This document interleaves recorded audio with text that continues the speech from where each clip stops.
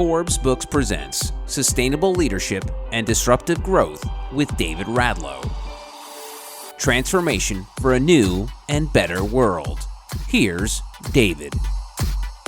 Welcome back to my conversation with Joe Moglia, the former chairman and CEO of TD Ameritrade and the former head football coach at Coastal Carolina.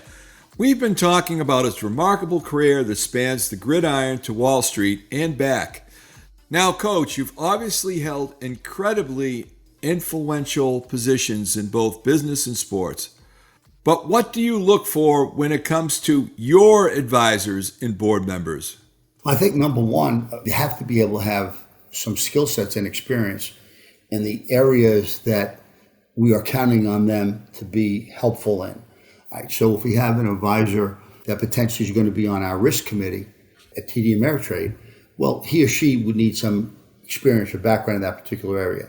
But the other thing I think is a passion for the job. So you begin, again, you have no interest in somebody that doesn't have the skill sets, that doesn't have the experience. You know, just like a player, if you're not good enough to play for us, well, it doesn't matter how great you are in other areas, we can't use you.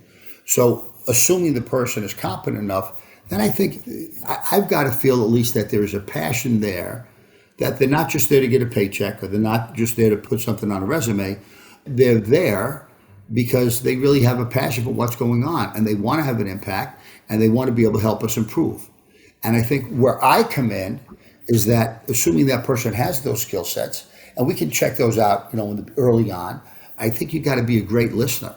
And I think I've been on many boards and I've sat in many presentations, and so often the leader wants to make sure that everybody knows and understands that he or she is in charge and they understand and know everything's going on and they got everything in control and, don't worry about it. And they get a little bit defensive if they get challenged. And that happens in universities, it happens in business, it happens all over the place. So I think the key then is to make sure that you're a good listener.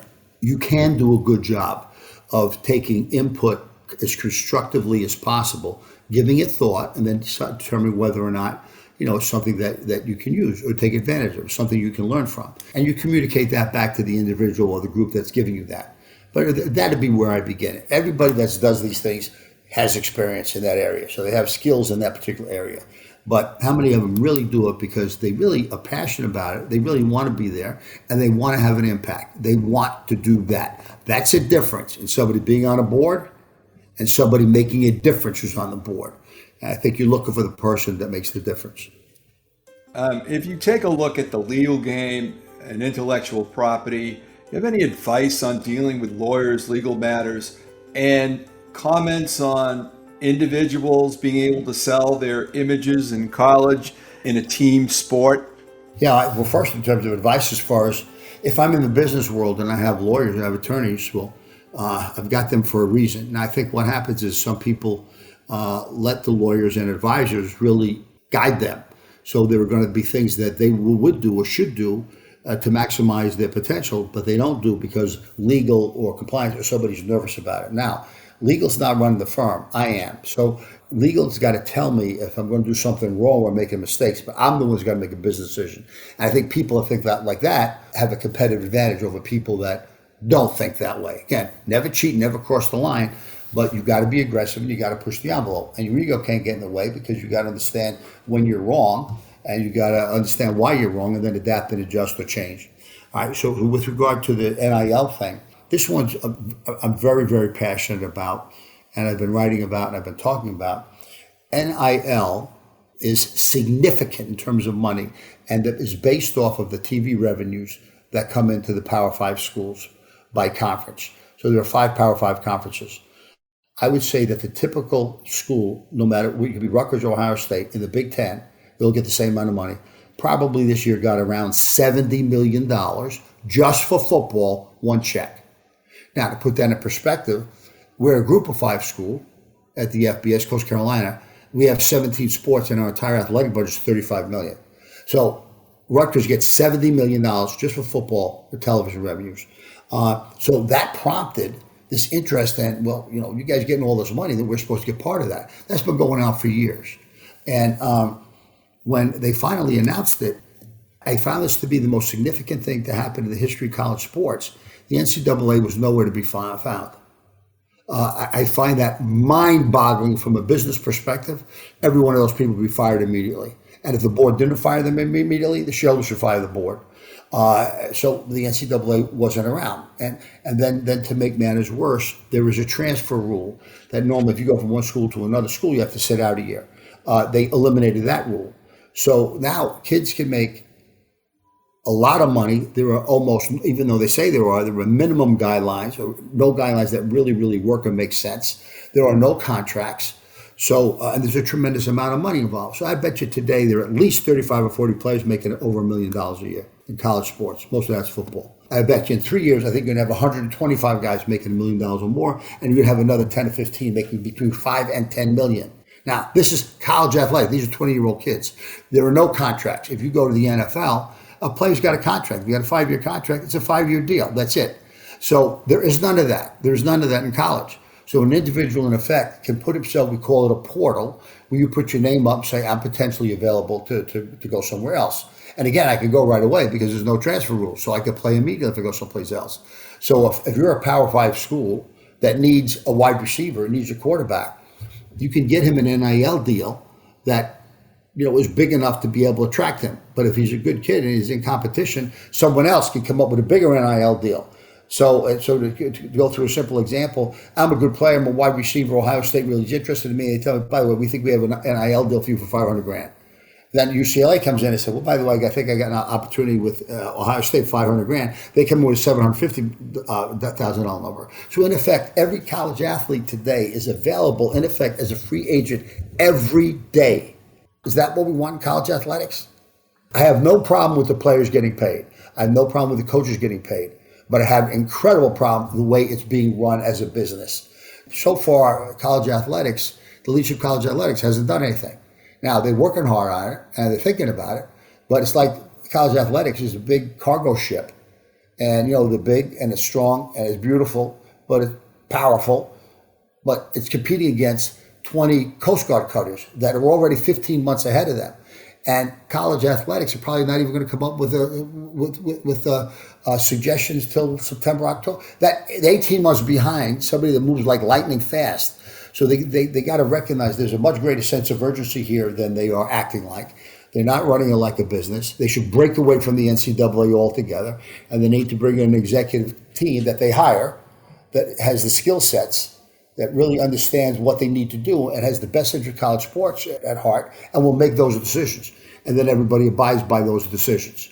And but I don't think college is a sense of urgency, and they got to be radical changes. And academia doesn't do radical. And they don't quite understand sense of urgency unless they have a problem popped up on campus. So I feel horrible about this because I love college sports. It's been a big part of my life. But the fact that this could happen and the NCAA not be involved at all is a disgrace. Remember, I'm not against the players getting money.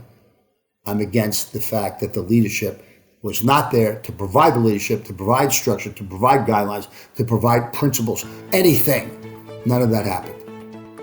You're really focusing in on how to work with and deal with the competition to win overall.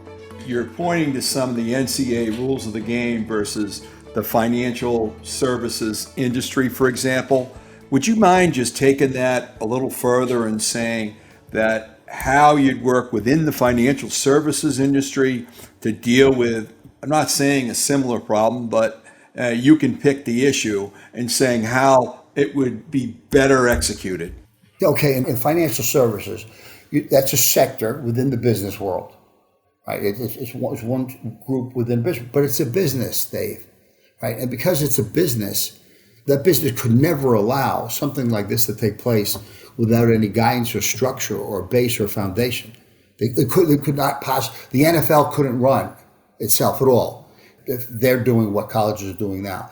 Financial services couldn't be doing that. So within financial services, or within any business that had the same problem, there would be some sort of guidelines, some sort of structure. So, for example, you'd begin at least with a contract. So if indeed we want a particular service from a particular group or an individual, and we're willing to pay X amount of dollars for that, and they're willing to do that job for that money, there's a contract. And they sign a contract, and both sides live up to that contract. Usually you want to be able to have a business where you become so good at what you do, you don't have to put yourself in competition with somebody else. Somebody else might offer you more money, but this is the place. We're going to be the championship team in the business world. And we're moving in the right direction. And we're going to make sure people that are part of that are going to be taken advantage of. But within that, there's a structure and there's a guide, and there are guidelines. That would be literally the way I would handle that. You're taking a look, you're focusing on the NCAA and you're focusing on academia, where they take an awful long time to get together and make a decision, where the business world is more, as you just educated us in saying, we got a problem, we're going to come together. Even in the financial crisis, we got a problem, we're going to come together and we're going to solve it, and then we're going to move forward. So that you did a great job in outlining that. If I'd be kind enough to move to your definition of success: wins, revenue, profits, market share, growth, capital appreciation. How do you see the difference? First of all, Dave, I think you've done a good job articulating yourself. Some of the measurements that are used to be able to figure out whether or not you're successful. So in the business world, it would be earnings, it'd be market share, it'd be your margins, it'd be your profitability, what's your growth rate like. In the world of college athletics, it's got to be whether or not you're winning. Are you going to championships? You're going to the playoffs? Are you going to bowl games? It's got to be that. I think I also very much agree that the world of academia moves incredibly slowly. And when you have an emergency, you get together right away on it. That's the way it works in business. And if you have to get together at midnight, you get together at midnight. And you address it right away, understand what the problem was, and then make your adjustments accordingly. It'd be the same thing in terms of football. Like if we had a problem within the football program, we'd get together immediately on that. But as you pointed out, that doesn't happen in the world of academia. That's a disadvantage when we have a crisis as far as academia goes. So your measurement is pretty clear, I think, how you get measured pretty clear in the business world, pretty clear, I think, in terms of college athletics. But in college athletics, I think there's one more thing we've got to seriously consider, and that is, what's the ultimate fate of your student athletes? How many, who's graduating? Are they in the fields that they chose? Are they in the right fields for themselves? Have they really picked the right major and the right career path? All those things. So one of the things, by the way, I'm incredibly proud of at Coastal Carolina is that in my 7 years as head coach, we had 9 guys playing professional football. While all that was going on, we had 48 guys doing graduate work while they were still playing, while they were still eligible. I couldn't be prouder of that. Almost no team in the nation, not Vanderbilt, not Notre Dame, not Virginia, not Harvard, no other team to say that, with the possible exception of Stanford. And I'm incredibly proud of that. Again, you have the best interest of your people at heart, whether it's the business world or whether it's or the world of college athletics. Now, we talked a little bit how that gets measured, but there's one other piece that has been always critical for me, and I think frankly has been a competitive advantage, and that is to what extent are we maximizing our potential? That's what I believe the job is. It's not just what your winning record is. It's not how much your earnings are. Did you maximize your potential? Did you really get done? Did you really achieve what you could have possibly gotten done? So in the world of sports, it's possible you go 10-2, and deep down I know we should have been better than that. And it's possible we would have gone 6-6, and I could not be prouder because I know that was the best we possibly could have done as coaches in terms of preparing, and then in terms of the players, in terms of executing. Same thing in business. We could have a record year, but whether or not you should have done much better. You could have earned $2, but you really should have earned $3. And there could be a year where you only make 25 cents, and Wall Street thought you're going to make 50 cents in earnings, but you really did the very best you can. I think I've got an example of this that I'd like to share. When Ameritrade bought TD Waterhouse from TD Group, and we became TD Ameritrade, it was going to take 3 years, from 2006 through 2008. To integrate that, and we had to integrate it successfully for that to truly be a successful acquisition.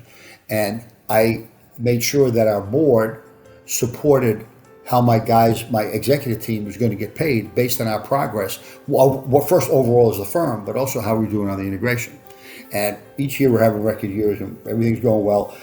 But in 2007, we had another record year. The board was happy, but I knew that we did not do the job we should have done as an executive team, and I knew we didn't live up to what we needed to do in terms of maximizing potential, in terms of really getting the job done, doing the best you possibly can. Although everybody's patting us on the back, we got another record, the stock's doing great, all those things.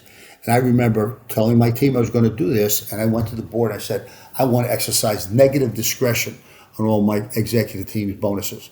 So whatever the bonus is supposed to be, you're going to get 30% less, and I have to be included in that.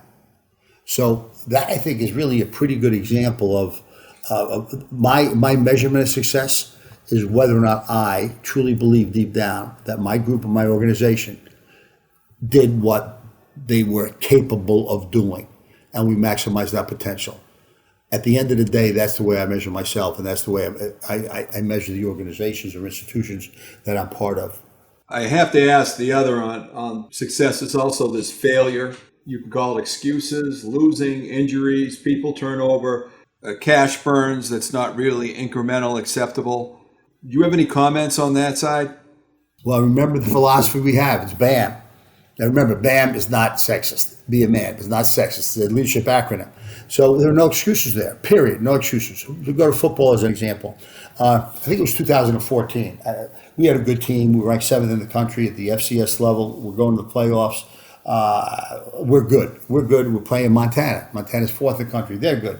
But we're playing at Montana, and it turned out to be the coldest day in the history of college sports. The actual temperature was -7, and the wind chill, which was always there, was -25. Now, getting ready for that game on Sunday, we just evaluated the game we just played, and we're getting ready for the next opponent. And we're having a great season, and we're in the playoffs, and I sense something going on in the staff room. It's not the same enthusiasm. And I stopped the meeting. I said, guys, something's going on. What is it? Something bothering you guys? What's happening here? And then one of the guys spoke up and said, Coach, we had a great season, but let's put this in perspective. We're going someplace. We're playing in the mountains, again, with the guys that, live there, and it's going to be the -25 degrees. And we practice in 72-degree weather, and we got 15 guys don't even own coats. They've never even physically seen snow. And I said, so this is going to be, this is going to be a tough one. And we've had a great season, so we should be proud of that. I went bonkos, and I went bonkos because you're using the weather as an excuse. So if we go there and lose, then, we lost because of the weather. So you subconsciously are letting yourselves off the hook. We're not letting ourselves off the hook. We're not doing that. So if the issue is weather, then why do we address the weather? So we did all we could. We tried to reach out. We did reach out to people that had some experience in terms of research in the Arctic, and we learned some of the things that we need to be able to do. And every day we spent 30 minutes in a meeting talking about what we needed to do, and that was the way we actually practiced. We went out a couple of days before, but we couldn't possibly get used to that type of cold. So one simple example is during the game, we got torpedo heaters, one at each end of the bench, and they like little jet engines. So the player's not allowed to take his helmet off, which they do automatically get a fill, but they can't do that until they get to the sidelines. Till they sit on the bench. And again, we practice this. Now they take their helmets off, they put it between their feet. We have radiant heaters over their head. Now we're doing a million other things as well. Like we had chicken soup because Gatorade would freeze. So when it's time to go back on the field, the player actually is putting on a toasty helmet and his feet are warm. One other thing with this that's critical. Coaches, a lot of times, just say, hey, they're tough guys. It's a mind over matter. Like, don't worry, it's not that cold. Don't worry this, don't worry that. And in this particular case, it's like, hey, guys, we're in this weather. These guys, the headlines were the Cowboys getting ready for the Beach Boys. They should have been, because we're playing their place, maybe a 7-point favorite. They were a 28-point favorite because of the weather. But I looked at the weather in December there. The average is 27 degrees. These guys are not used to play. They don't play in that type of weather either. But coaches will tell you, don't worry about it. It's really not that cold. So we're warming up. We've got a million things that we've done to prepare for this. And I see the guys come out in short sleeves. And I said, you know what? We got a good shot today. And after 3 minutes, we were down 14-0. We ran the next 42 points unanswered. We were up 35-14. We win the game. Now, I was at Lafayette when we beat Lehigh. I was at Dartmouth when we beat Harvard and Princeton. But that was the greatest game I've ever been part of in my life because of what we did to overcome the odds to be able to do that. No excuses. It doesn't exist in the leadership philosophy of BAM. That would be the exact same thing in the business world. If you could just turn to giving back with your time, talents, and money, and why you're a big fan of hiring football players with your philosophy and athletes. Well, you know what? I would challenge that a little bit. It says I'm not a fan of hiring football players, but I know what a good football player I know one of my players has gone through. But at the end of the day, that football player. Now I know exactly what his experience were, or exactly college athlete's experience. I know that I got that, and maybe that's one of the things that give him an interview. That's one of the reasons why he winds up or she winds up getting an interview. But that person still has to have to know why they're pursuing a particular path. So they have to make sure that they understand the skill sets that are required to be successful in a particular field, particular job. They have to be sure that they have those skill sets. We got to try to make sure of that too. And then they got to make sure this is something that they really want. There's a career path for them, not just the job, right? So we begin with that. Then we begin with BAM. To what you recognize you're going to take responsibility for yourself. You recognize you're not going to be in this organization if you don't treat others with dignity and respect. By the way, that solves all the problems and all the inequalities that exist in the world today. If everybody treats others with dignity and respect, all those problems wind up going away. But instead, by the way, we blame others for everything else. Democrats are blaming the Republicans. Republicans blame the Democrats. Liberals, conservatives. One ethnic group versus another ethnic group. One socioeconomic class versus another socioeconomic class. Take responsibility for yourself and live with the consequences of your actions, and always treat others with dignity and respect. That really, really, truly works. So then the individual still has to be able to handle themselves under pressure. So you give that person, if those things are all yeses, now you give that person the job. And if that person happens to be a football player, that's great. But now once you're in the job, you get evaluated for your ability in that job. And that's where you got to make a tough decision. If you've got the right person and they're doing well, promote them, hire them, give them more money or her more money. Do whatever you can to keep that person involved, engaged, and recognize that they're appreciated. If it's the wrong person and they're not able to handle themselves under stress, they can't live up to BAM, then you got to let them go. So it's not like I begin with a football player. I begin with those principles. And if it happens to be a football player, that's great. Thanks for the clarification. Before we wrap things up, if people wanted to find out more about you and connect, where should they go? Well, I think everything we have we have a website, Moglia.com. It's that simple, Moglia.com. And I think everything I have that's going on, if it's an honor I've just received or something that I'm writing about, talking about, that would be there. I have written 2 books, one on football, one on investing. I'm actually the only guy in the world who's written books on those 2 topics. I'm in the process of writing a book on leadership. There's been a book written about my life. There are people negotiating to get rights to potentially look at a movie with regard to the book, and there'll probably be a sequel to the book. I'm also chairman and founder of an asset management company. I'm chairman and partner in a wealth management company. And I've got to pay attention to markets. But my most important job right now is I am executive director of football at Coastal Carolina. I'm also the executive advisor to the president. So I'm the one responsible. I'm not the coach, but I'm the one responsible for what happens with football. So we've had a lot of success. And in this day and age, coaches are going to get involved with NIL as well. And we've been very, very successful. My coach would be a hot commodity. If he winds up going to Power 5 school for 5 times the money, I can't compete with that. So I got to be ready to go with somebody that can fit into everything that I just spoke about, and I'll be ready to go with that. If our coach announced he was leaving on a Thursday at 2 o'clock in the afternoon, I'd like to think I'm announcing a new coach at 4 o'clock in the afternoon. So they're the different things that I'm kind of involved with now.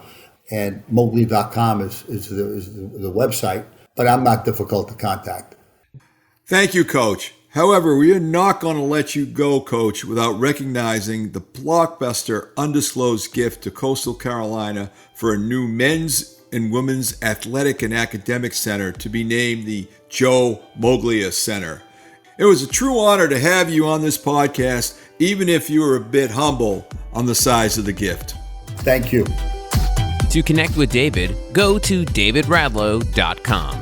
David's book set, The Principles of Cartel Disruption and Secret Stories of Leadership, Growth, and Innovation, are available wherever books are sold. This has been Sustainable Leadership and Disruptive Growth with David Radlow, a presentation of Forbes Books.